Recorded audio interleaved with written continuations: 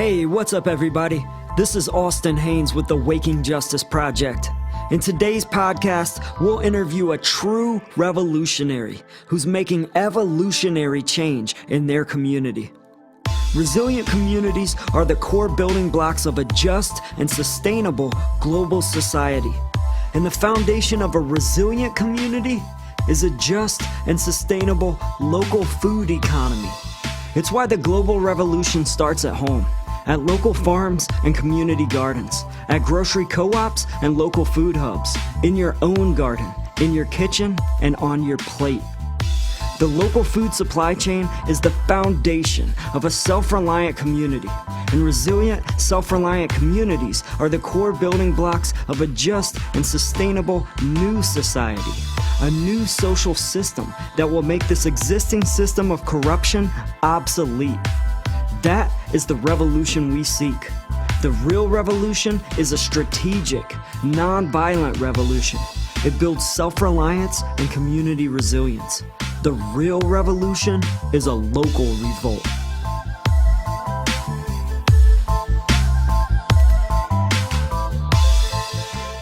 Guest today graduated with a Bachelor of Arts degree from Muhlenberg College. She's a health and wellness coach, food healing certified instructor, and a public speaker. But she also knows what it's like to be food insecure and without access to nutritious foods. She's here today as the founder and executive director of Bounty and Soul, which is based here in my home of Western North Carolina. She's fiercely committed to not only eradicate food insecurity and malnutrition in WNC, but also to inspire each individual to live a happy and healthy life.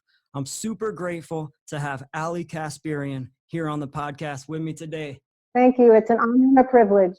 Right on. I appreciate that. It is an honor and a privilege. And I just want to give the listeners out there a little background about how you came into my life, because it wasn't that long ago that I had no idea who you were. I had no idea what Bounty and Soul was. And I basically had my world rocked when I figured out about you guys. So COVID-19 hit a little while back, as we all know. And everybody was, struggling to go to the grocery store, and like the food shelves at the grocery store were empty, in a lot of stores that I was going to. I was trying to get dried beans and rice, and those things weren't even there anymore. And I had a friend one day who shot us a text message, me and another friend, and said, "Hey, come out to Black Mountain. I'm giving away food today. I'm volunteering for this organization. Come get some food." And I drove out there with a friend of mine. We're looking around. We go through this like intersection in Black Mountain where literally the police are directing traffic. And we go through there and we're like, what in the world is happening in Black Mountain today? This is so bizarre. During COVID-19, there's all this traffic, police directing people. And we just roll through there thinking we're about to find this little table somewhere that somebody's going to give us some food at. Well, we get a call from our friend, and she's like, "Oh no, come back to where the police were and pull into that parking lot. That's where the giveaway is." So we go back, we turn around, pull in there, and there's hundreds of cars wrapped around in a line in this old abandoned grocery store shopping center. And it was like pulling into Bonnaroo, like the way y'all had it, like the cars doing their little S's in a line, circling around, waiting to grab food from you guys. So it took us maybe 15, 20 minutes in the line. We finally get up there. They ask us how many people are in our household, and we tell them, and they hand us this huge box of food. And me and my friend were just blown away at the organization of Bounty and Soul and how much fresh food y'all gave us. It was incredible. So I just want to ask you, how did you get the idea to do this? Like, what inspired you to start Bounty and Soul? Well, first of all, I loved your story about how you came upon Bounty and Soul. Many times people don't know who we are, but either word of mouth, or they read an article about us, and that first experience that they have is usually what gets, they're like, I'm hooked, I'm coming back. So I'm really glad you made it out to see that. And so the start of Bounty and Soul came out of a dark period of my life. And I had been a survivor of a domestic violence situation. I had a near-death experience about 7 years ago. And I moved to the mountains for what a lot of people do for, healing and refuge, and landed in Black Mountain, really literally drove from Raleigh and was driving up the Old Fort and up those mountains and saw, what was before me, Western North Carolina and the beautiful mountains. And I had this incredible sense of peace, and I knew that this was where I was supposed to be. So I landed in Black Mountain, and I thought, well, I've, spent 20 years, a successful corporate career. How hard is it going to be to find a job? And what I learned was that it was very difficult to find a job in this area. And so I really quickly fell into food insecurity, poverty, unable to find a job. I started to clean houses and to cook for people because, I that's what I know I could do, and make money for myself. And at the same time, I was volunteering at a community meal that was free. I was also a recipient of that meal. And so I didn't know anybody when I came here. I had no reference, no people I knew. So I quickly reached out into this community setting and got to speak with community, and we all were sharing the same stories about, suffering and being in this place of not having access to the things that brought us joy and brought us happiness, and food was one of them, and healthy food. And people talked about their illnesses and their diabetes and heart disease, and I grew up on healthy food, and I've had the privilege to know and eat healthy food, but found myself in a situation where I could not afford the food that I wanted to eat. So one day at this community meal, the director asked me to go to the local food bank to pick up some food. And so I'm like, sure, I can do that. I'm up for an adventure. And we went to the food bank, and I wander off into this room, and it was the size of a football field, if not bigger. And I saw pallets and pallets on top of each other of all this produce. And half of it was rotting, and half of it was beautiful. And I'm watching this volunteer just like by the tractor taking it out the door. So I was like, huh. So I stopped the volunteer and said, where's this food going? And she kind of looked down, and I could sense the hesitation. And she said, it's going to a pig farmer. And I said, what? I said, a pig farmer. I said, why? And she said, because no one wants to eat this food. And so it was my epiphany. It was my aha moment, as Oprah likes to say. And on the way back from that experience, I told the executive director, I said, I want 1 8-foot table next week at this community meal. And he's like, why? And I said, I'm going to come back and I'm going to rescue this food, and I'm going to set it up like a farmer's market, like basket and tablecloth and fresh cut flowers. And he looked at me, he's like, why do you want to do that? And I said, because people want this food. And he's like, no one wants to eat this food. And I said, yes, they do. And I said, trust me. And so that next week, I set up 1 8-foot table. I brought in my camping stove, and I started to cook some healthy food. And that was the start. That was in end of 2013. And quickly, 1 table became 3 tables, became 7 tables, became 3 locations, became 5 locations, and it quickly grew. And I will say that why it grew was, from the very beginning, community was by my side. Community was helping me to take my Jeep, and somebody had a truck, and we went to go rescue this food. We all did this together. I mean, I had the idea, But it took a community to really come walk alongside me to make this happen and to create what is today Bounty and Soul. Right So on.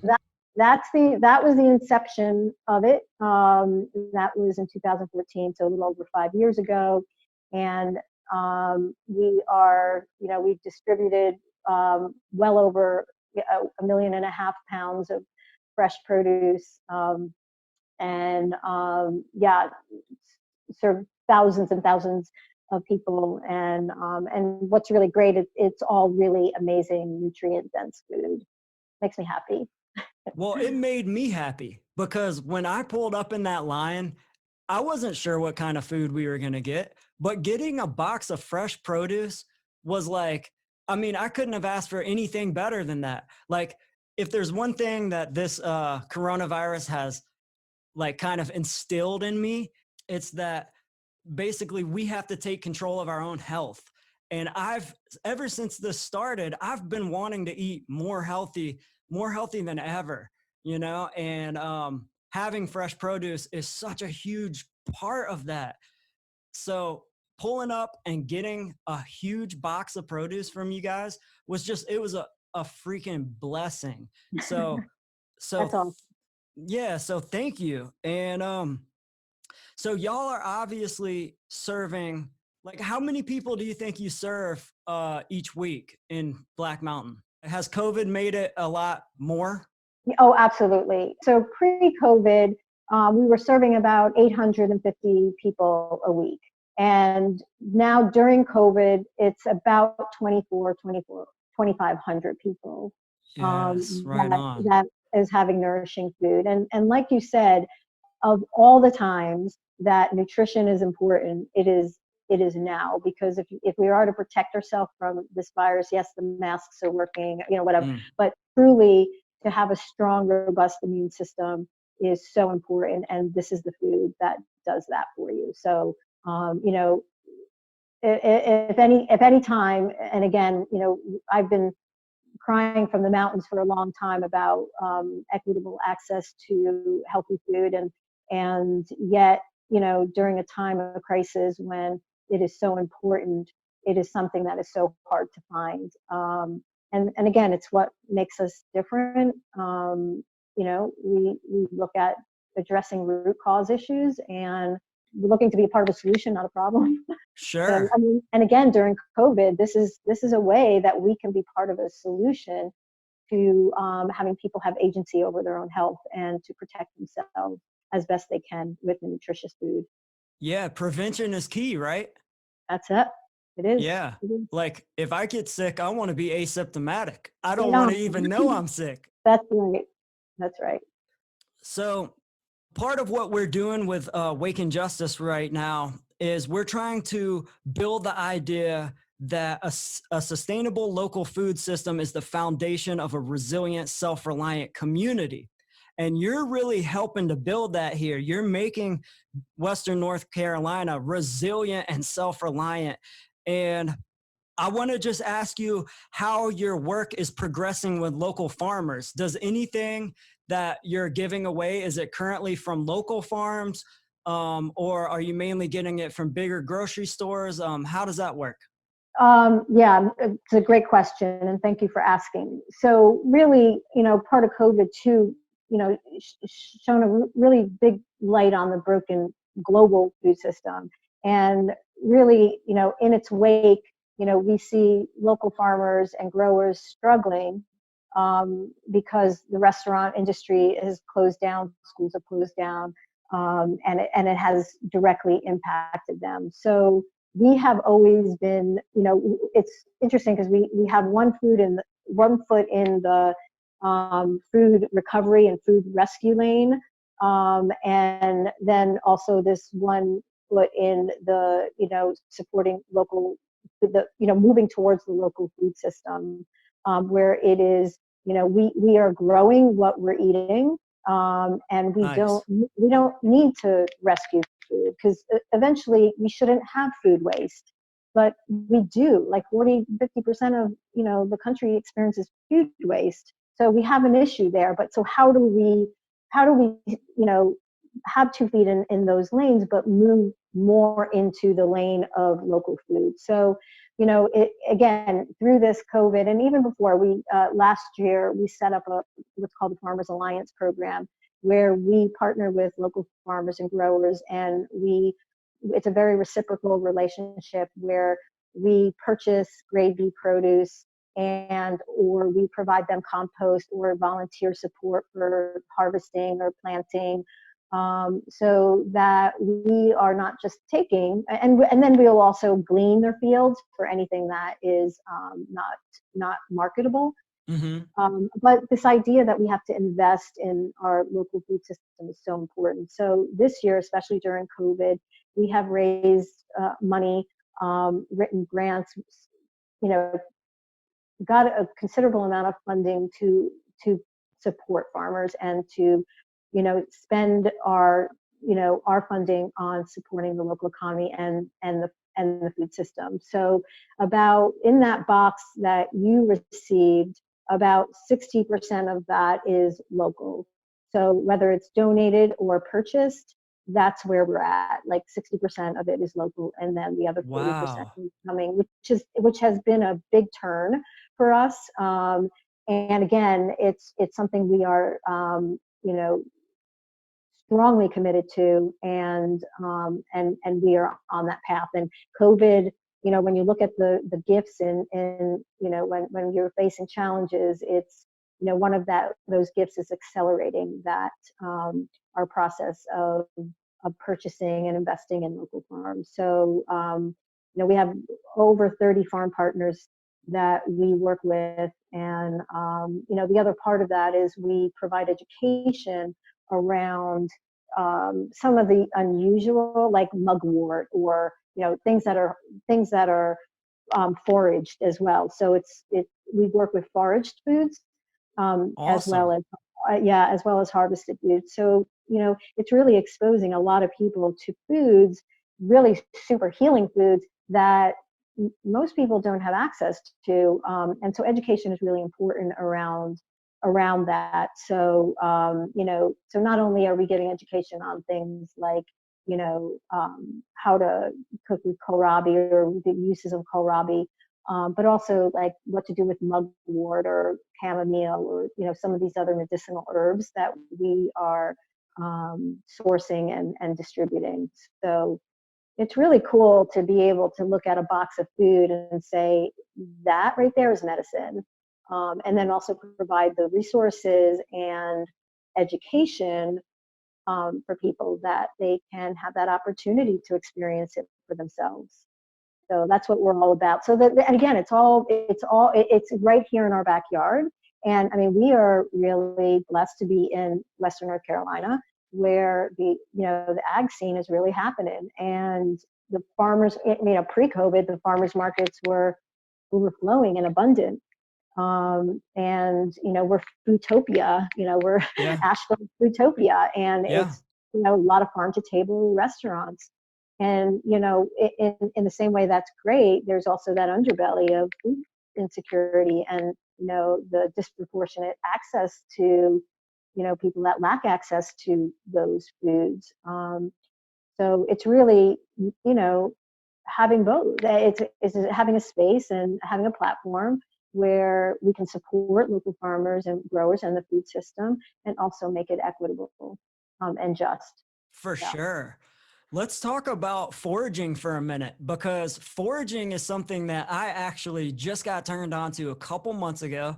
And the reason that I got turned on to it was because also during COVID, when I was really, like I said, just in the mood to eat healthy food and to really not have to go to the grocery store a lot, my my dad called me one day and he was like, "Hey, come over here. We're gonna walk down the street and we're gonna pick some purple nettles and some stinging nettles." Yeah. And I was like, what do you mean? And he's like, well, these are actually like nutritious foods that just grow wild in Western North Carolina. And I went over there and we picked huge bags of both stinging nettles and purple nettles. And I took them home, washed them, and I started putting them in my smoothies. I started making salads with them. And all of a sudden my mindset switched. Sometimes it's hard to realize that such kind of cool, great, nutritious food is actually sometimes growing in your yard and you think it's a weed, you know? And it's like when I looked up nettles later, I figured out that European settlers lived off of nettles when they Mhm. came to North America. And it blew my mind like that this stuff, people think that it's a weed, but yet it's actually a superfood. Yes. So what are like, as far as foraging, like you said, some of the stuff y'all give away are foraged foods. What are some of the ones that you guys give to people and educate people about? Because like you said, it's all about education. Just even knowing that Yeah. they exist in abundance a lot of times right around us. Yeah. Like chickweed and Okay. purslane and dandelion greens Yes. and violets Mm, and pine needle. I mean, I think what's also amazing is that nature knows what we need when we need it. So, like exactly.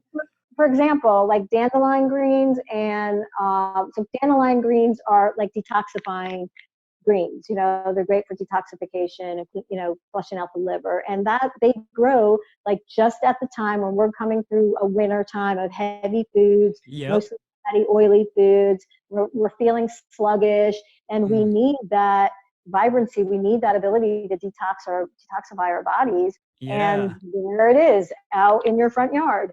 And then behind that grows violets, and violets are one of the highest amounts of vitamin C in all plants. Wow. And coming into allergy season, and you need a lot of vitamin C. And so it's just really beautiful, that relationship,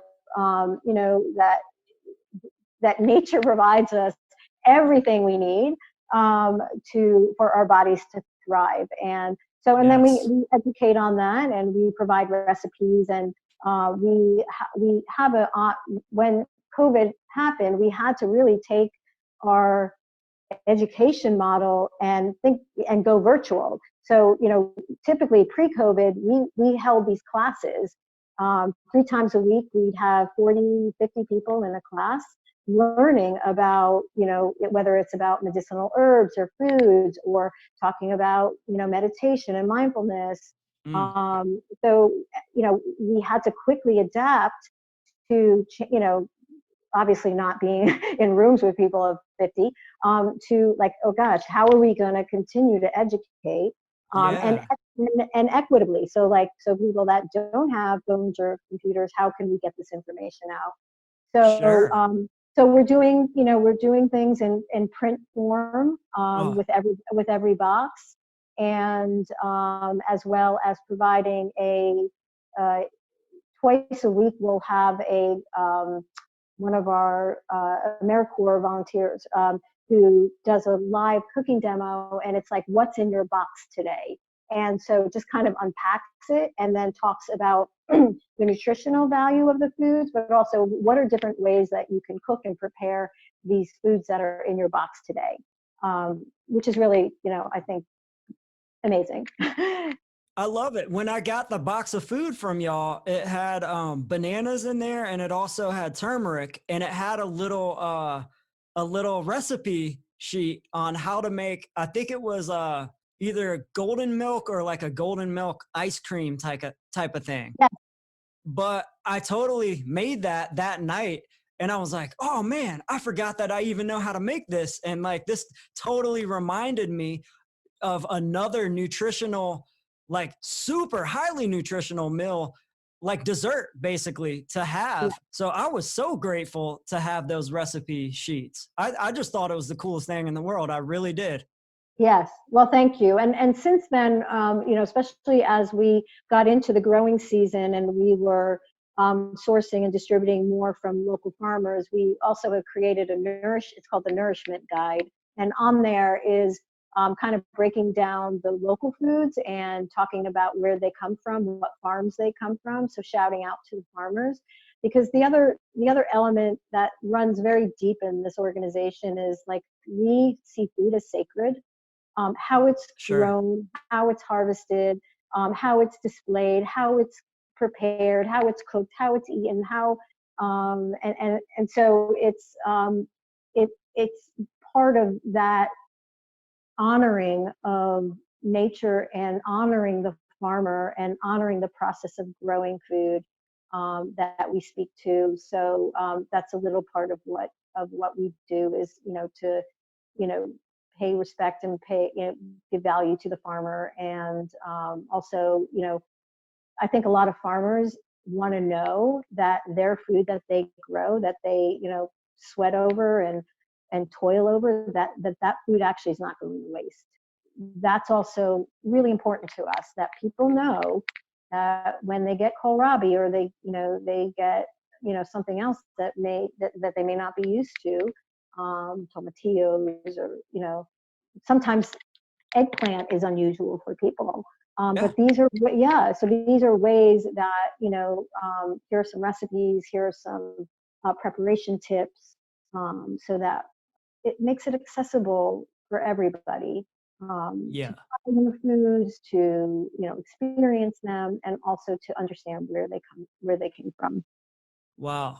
I just think it's so cool that you had the mindset to do this, because like you said, a lot of other places that give away food and try to help people out, the things that they're giving people are a lot of processed foods, a lot of processed meats, a lot of, foods that I guess are more typical to the standard American diet, but they're not exactly providing you with any benefit. They're not necessarily preventative, uh, foods that are actually providing you with real nutrients and substance. So it's so cool that you actually saw that there was a lane for that. You're like, no, we will take healthy food and we will give it to people and they will love it because we're going to educate them on why they should love it, how to prepare it. I mean, it's just genius. It's like, it's so genius. And I can't believe no one did it before, because although it's genius, it's also obvious. It's like, why? Why did it take us so long to figure this out? I also think that speaks to the equity piece, and that we all, we and this justice piece of, we all have that human right, to have access to healthy food. Yes. And like I said many times, when people were like, this is, I don't know why you're doing this. This is a stupid idea. Nobody wants this. Like, and I would say, I said, well, who are you to decide for others what they should eat or want to eat? So It's so it's bizarre. really, and it is, it's stripping people of, their right to make a choice about what they want to eat. And also, this idea that we have a health crisis. Like, we have not COVID, and I'm not talking about COVID. I'm talking about obesity, diabetes, heart disease, Mm. and we literally can prevent those things. 80% of deaths come from lifestyle and diet, and a part of that is food. And so, why would we be giving out food that is fueling these diseases? And when we now have science that shows that eating whole food plant-based diet can not only prevent but reverse disease. So I mean, It's again, beautiful. yes, Yeah. it's a Nature no-brainer. provides. Yeah. But Like you it's a said, no-brainer. nature provides. It gives us everything we need. It's all right here. We It's all just right have to there. take it. Yeah. Yes, that's right. I want to also ask you about you hinted towards Black Mountain having somewhat of a food insecurity issue, especially when you first got there before Bounty and Soul existed. Has it gotten better? I'm sure it has. I mean, there's no way it hasn't. But what is it like? What are the problems that still exist within Black Mountain, and basically how do you see your overall vision for Bounty and Soul? Like, if you can work towards your goal and get it completely right, how will that transform in the future? Great question. So Well, I do want to say that when we talk about our service area, it isn't just Black Mountain. Like, we're based in Black Mountain, but Okay. we have people that drive from, as far as 60 miles to come to our markets. So, Wow. surrounding counties, because, we do take, some of the information we do take is zip codes. So we've been able to analyze, where people are coming from.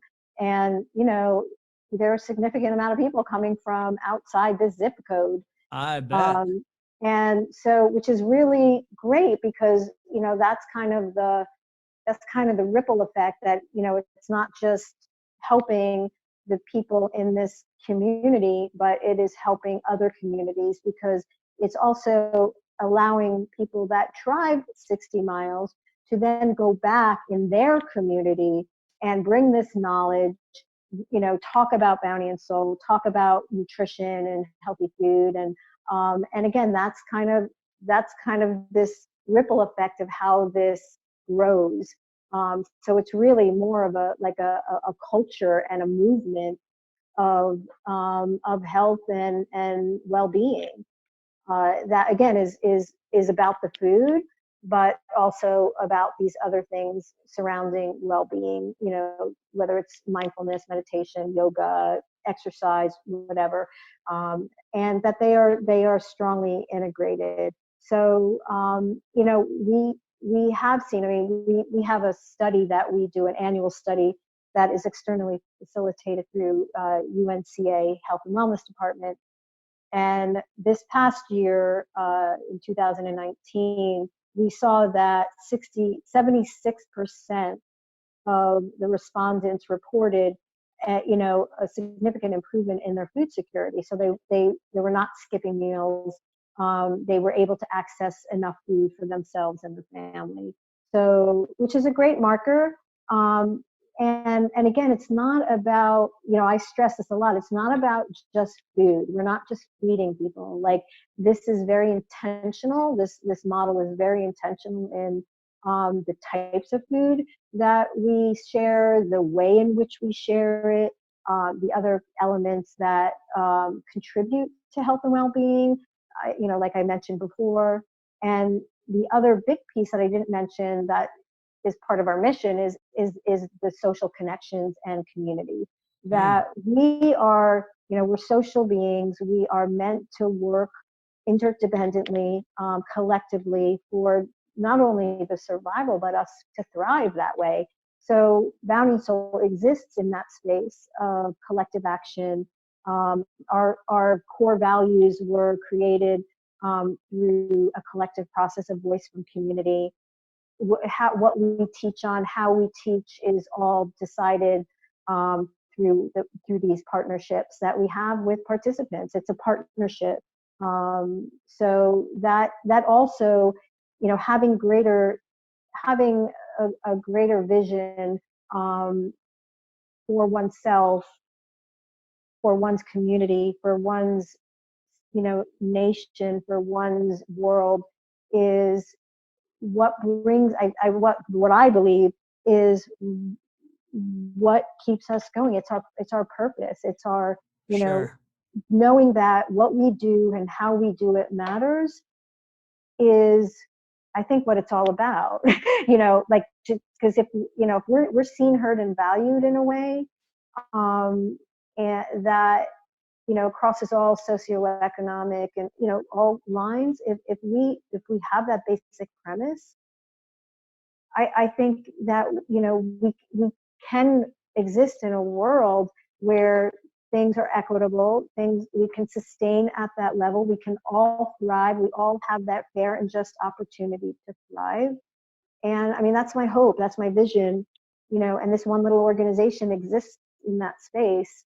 And so through this kind of ripple effect, that is my hope and my vision. And we've created this model to be replicable, so that Awesome. anywhere that malnutrition or food insecurity or food injustice exists, this model can exist. So that's the vision of where we would like to go. And we've seen it already. We've seen little iterations of this model popping up in different counties in Western North Carolina, Great. different states. People have sent people Yes. to learn from us and model what we have created, and they'll go back to their community and hopefully will hear from their community first. What is this something that you want? How do you want to be part of it? And always hear from the community first before. And that's the other reason why this model has been successful, is because it was the voice of the community that started it. My idea, but it was through hearing voice of people sitting next to me at the table at this community meal, and hearing their stories and hearing the pain and the suffering, and knowing we all wanted something better for ourselves. And this opportunity came, and it was a no-brainer. And we all came together, and we continue to come together around it. That's great. Okay, cool. So basically, if everything goes right, which it's going to, because y'all are absolutely doing phenomenal work, then we're going to have a thriving community. We're going to bring people together around food, healthy food, education, health, wellness, mindfulness, community, coming together. Those are all things that I just love. It makes me so happy to even talk about this type of stuff. Um, so you're well on your way. I'll just put it like that. Like, I have no doubt in my mind you are transforming our community, and it is rippling out. So that's what I want to talk to you about next, is this ripple effect.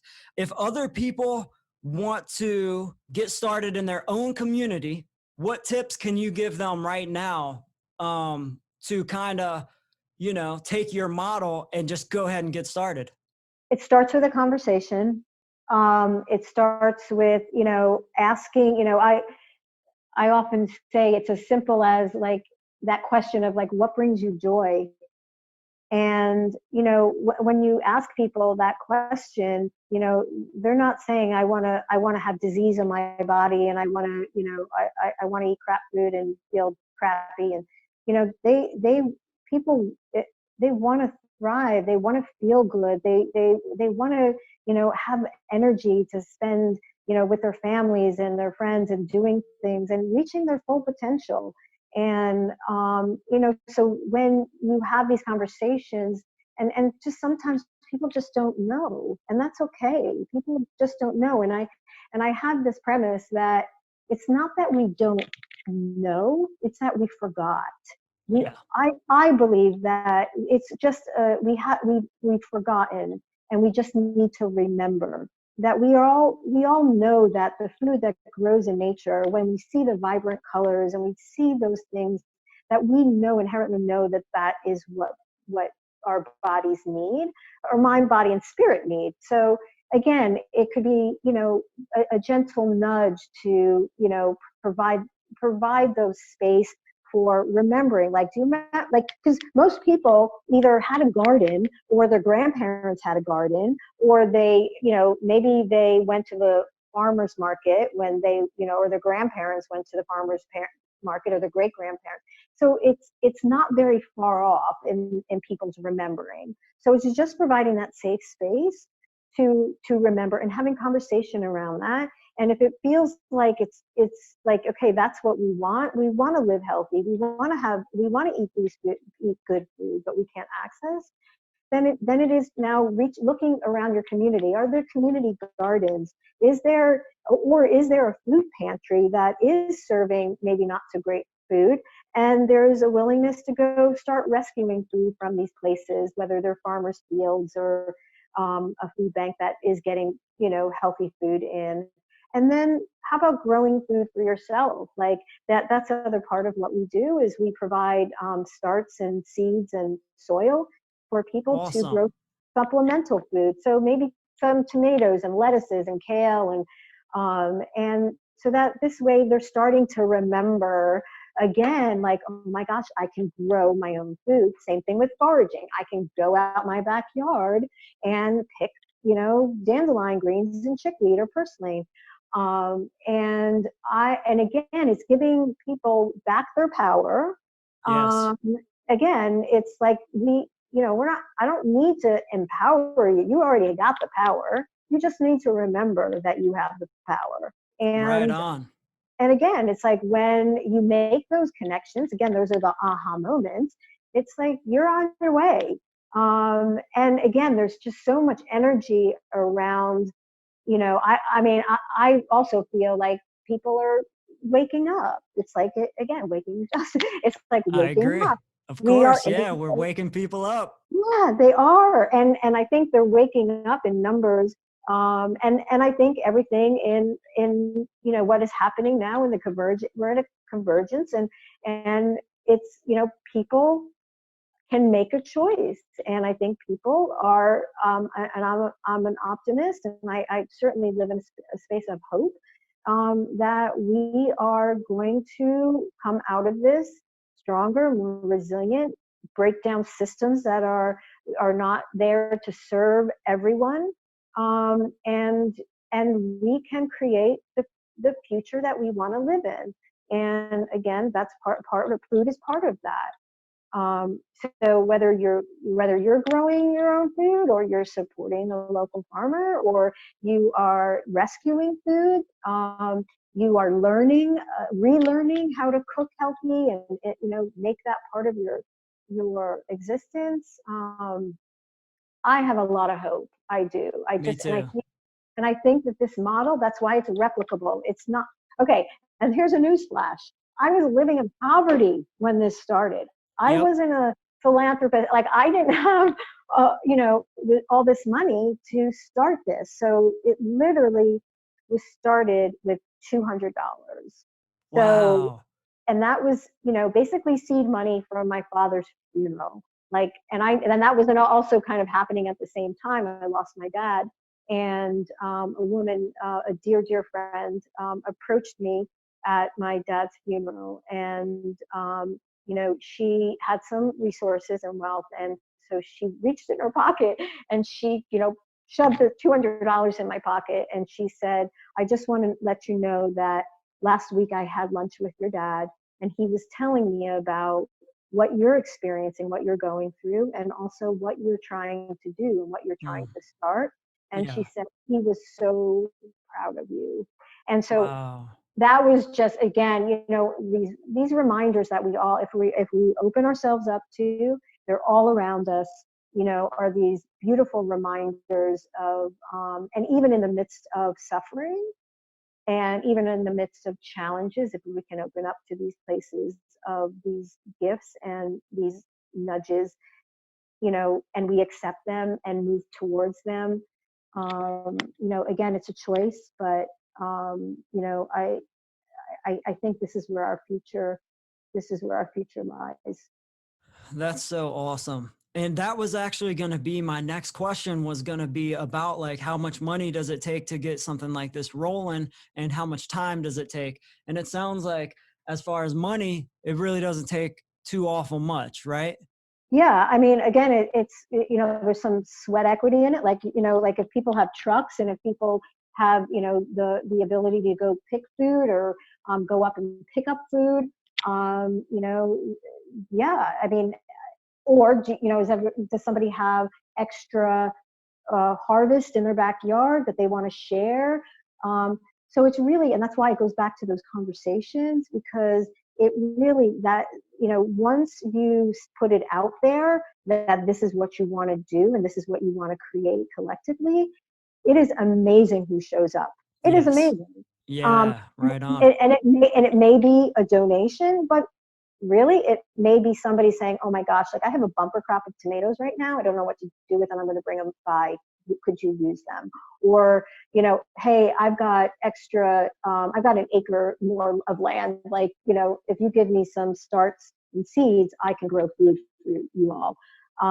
So it really, everyone can contribute. That's the other beautiful part, is everyone can contribute, everybody can be That's part of so it. cool. Well, can you give us real quick, can you give us your website, your like social media, anything you want to give to the people to let them know how to find you and so that they can go ahead and start researching Bounty and Soul for themselves? Yeah, so you can go to bountyandsoul.org, and it's spelled out bountyandsoul.org. There you can link into our Facebook. We have a very active Facebook page. We're on Instagram. So we're on the social media platforms that you can, kind of see all the, cool things that are happening. And then I've made this my life's work. And I make myself available, and because I want to see all people thriving, and I want all people to work past the inequities and the injustices that are set up in our system to not afford us those rights. So I am, you can reach out to me. You can go onto our website and find my email address, and reach out to me if you're interested in starting something like this in your community. I would love to support that and help you in any way I can. Right on. So you heard it here. Go find Ali Casparian because she's freaking awesome. And take this model and use it in your own community. Get started any way you can because it's all about the local food economy. It's all about community coming together and thriving. Yes, that's it. That's it. So I want to just thank you so much, Ali, for being a part of this podcast today. I appreciate it.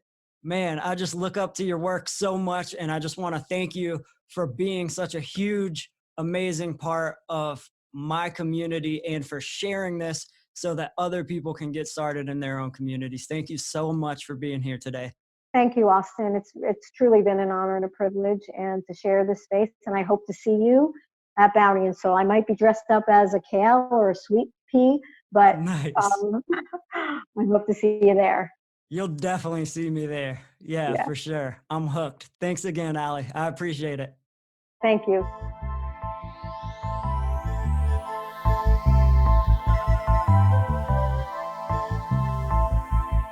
Yo, thanks for listening to the podcast today. If you're currently involved in a local project that strengthens the links in your local food supply chain, we'd love to hear from you. You can email us at info@wakingjustice.org and tell us about your work. And if you want to learn more about local revolutionaries making evolutionary change in their communities, find us on your favorite podcast platform or head on over to wakingjustice.org to meet the team, check out more episodes, and learn more about the project. And to become a financial supporter of this podcast and to gain access to members-only content, visit patreon.com/wakingjustice. And remember, the real revolution builds self-reliance and community resilience. That's because the real revolution is a local revolt. You must be involved in the struggle for freedom and justice. If it's my love, if it's my justice is waking, justice is rising, justice is waking, justice is rising, if it's justice is waking, justice is rising, and it ain't just us, it's all of us. If it's justice is waking, justice is rising, and it ain't just us, it's all of us. If it's my love, may every soul unite, tend the fire and let old coals relight. I'm a citizen of the world, and we fight for the rights of everybody to live a truly free life. Red or yellow, black or white, left or right, gay or straight, human or animal, all life. Cause what matters is what is in common. If you know it, stand tall and keep dropping the knowledge. Justice is waking, justice is rising, and it ain't just us, it's all of us. If it's my love.